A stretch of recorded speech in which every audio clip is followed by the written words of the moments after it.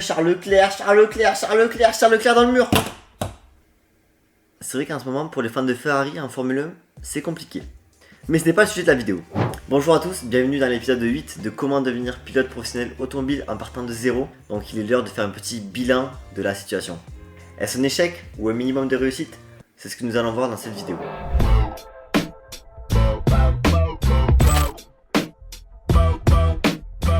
Donc ça c'est simple, durant cette première année j'ai tenté d'innover. Donc j'ai fait 7 vidéos sur le sujet.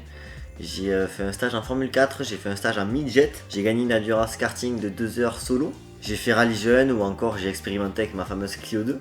La mid-jet me l'a montré, les voitures sur circuit ne me procurent aucune sensation, je ne ressens pas de plaisir, j'ai l'impression qu'on va à 2 à l'heure et ça me fait chier, voilà. Hormis la Formule 4. La Formule 4, là je me suis senti hyper bien, j'avais plus de sensations. Vous vous doutez bien que je ne vais pas commencer une carrière pour aller en Formule 1. À 20 ans c'est déjà trop tard, il faut que j'apprenne toutes les bases et tout ça. Donc on peut éloigner les circuits directs car c'est sûr que ça ne marchera pas, je suis trop vieux déjà. Par contre, le rallye est mon objectif. Quand j'étais à rallye jeune, je me suis dit mais attends mais c'est de la merde ces épreuves. On doit slalomer entre des plots, on doit éviter des obstacles, on doit tirer un frein-main, enfin vraiment c'est pas du rallye, c'est vraiment éclaté au sol au final. Je me suis dit attends, j'ai une voiture, j'ai une Clio 2, pourquoi j'expérimenterai pas avec ma Clio 2? Que ce soit sur la neige, comme j'ai pu faire une vidéo dessus, ou encore quand j'ai cassé la Clio 2. Ce que j'ai compris, c'est que je voulais rouler à fond sur des petites routes serrées. Et avec la Clio 2, oui, j'ai expérimenté, mais pas totalement. C'est pour ça que j'ai eu la chance de conduire une Subaru Impreza de 400 chevaux dans les petites routes de campagne. Et je peux vous dire que là, je me suis fait une frayeur, mais j'ai compris que c'est vraiment le rallye qui me correspondait niveau pilotage, niveau adrénaline, niveau tout. Genre j'ai vraiment compris que le rallye, c'est ce qui me procurait vraiment du plaisir dans ce sport. Surtout que je me considère assez bon niveau pilotage, malgré mon énorme manque d'expérience. Après avoir trouvé le sport de prédilection, on passe à la partie 2, l'argent. Et c'est là que le problème et l'arrêt de vidéos sur mon projet de devenir pilote professionnel automobile arrive et entre en jeu. Et oui, si tu n'as pas d'argent, tu ne peux rien faire.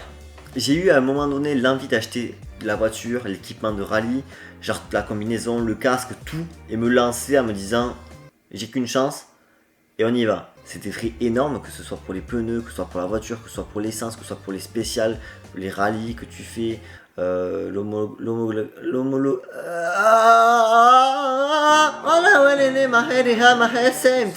Vous avez reconnu ou pas?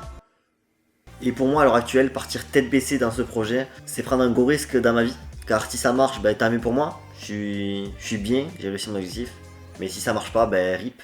Donc je trouve que c'est une erreur de partir dès aujourd'hui tête baissée dans ça. Mais je mise à fond sur mon économie d'argent durant quelques années pour ensuite me lancer dans ce projet qui est d'acheter tout l'équipement et de me créer ma chance. Donc je vais attendre quelques années, mais pas trop quand même, car le temps passe assez vite, on va pas se mentir.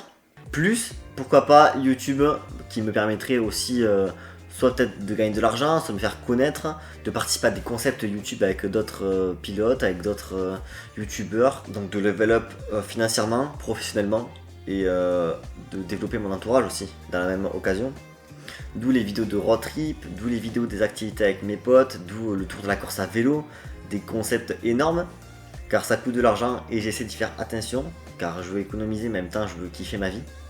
Bien sûr, s'il n'y a pas de vidéo sur mon projet qui est de devenir pilote professionnel automobile, ça ne veut pas dire que je ne m'entraîne pas et c'est pour ça qu'on passe à la partie 3 qui est l'entraînement.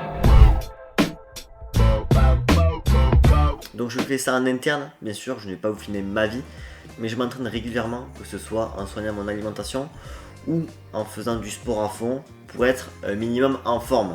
Certains me diront fais de la muscu Kylian, mais franchement c'est pas un sport que j'accroche particulièrement. Je fais également du karting, histoire de rester compétitif dans le game. Quand j'ai plein de projets en tête, je peux facilement oublier un projet, me lancer à fond dans l'autre et me dire ah c'est trop tard, l'autre j'ai plus le temps de le faire, etc. etc. Donc j'essaie quand même de garder un minimum cette ligne que je me suis mis, car j'ai vraiment commencé YouTube en me disant je veux devenir pilote et ça me ferait extrêmement chier d'oublier ce projet car j'adore la vitesse, j'adore rouler, j'adore me mettre à la limite. Pour finir, je voulais faire un petit récapitulatif de tout ce que j'ai dit. Je n'ai pas perdu mon objectif, mais je sais justement dans quelle direction aller, le rallye. J'ai expérimenté de nombreuses choses et c'est vraiment le rallye qui me procure le plus de plaisir et c'est là où j'ai envie de me lancer.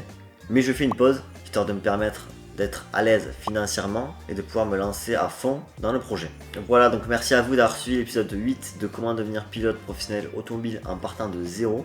C'était vraiment un bilan de ces années à me chercher dans le sport auto. Et comme je vous l'ai dit, je vais faire du coup une pause sur cette série. Car en 2024, je pars sur un nouveau projet, des nouveaux concepts. C'était vraiment une vidéo histoire de fermer la page de ce chapitre 1 que j'aime rappeler. La page suivante se réouvrira, c'est sûr. Je sais pas quand, car 2024, je peux vous dire que j'annonce du lourd. Donc voilà, c'est tout pour moi. J'espère que vous avez kiffé la vidéo. N'hésitez pas à me dire en commentaire, n'hésitez pas à vous abonner, à liker, à partager, à commenter comme d'habitude. Moi je vous fais des gros cœurs et on se retrouve dans une prochaine vidéo. Le mec parle super vite, c'est fou, il parle super vite. On dirait Charles Leclerc. On s'est mis dans le mur encore.